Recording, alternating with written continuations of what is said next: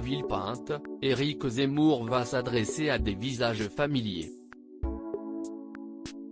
Ce dimanche 5 décembre, quelques jours après avoir officialisé sa candidature à l'élection présidentielle 2022, l'ancien polémiste de CNU lance sa campagne avec un premier meeting politique.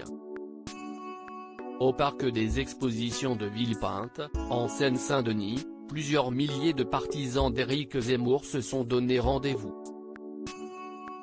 Parmi eux, plusieurs personnalités politiques, comme Christine Boutin, et médiatiques, comme Pierre-Jean Chalençon. Dans le public se trouve également Éric Nolot, ancien acolyte télévisuel du nouveau candidat.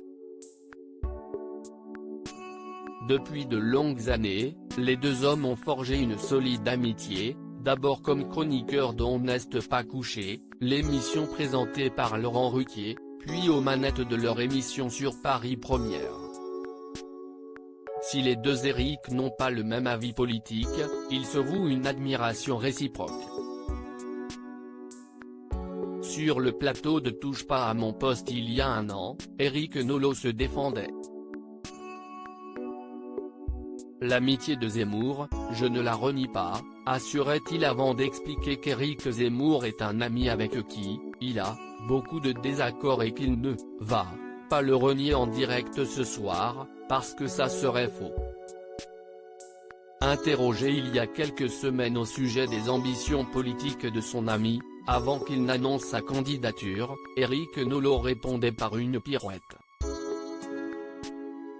Zemmour président de la République, s'y estime à seule chance de devenir ministre de la Culture. Il fait partie de mes plus proches amis, concéda-t-il à Yahoo.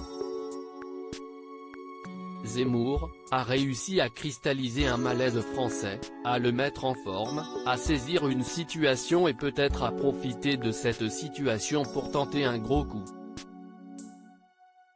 Ça ressemble pas mal à ce qu'a fait Macron.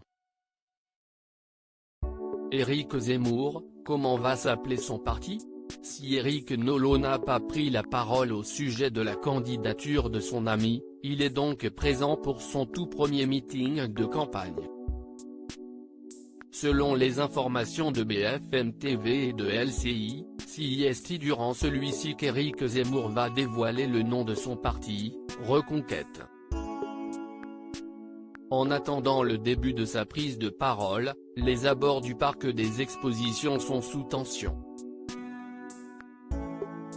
Pour rappel, après des semaines de rumeurs, il a levé le voile sur ses intentions en publiant une vidéo sur son compte YouTube.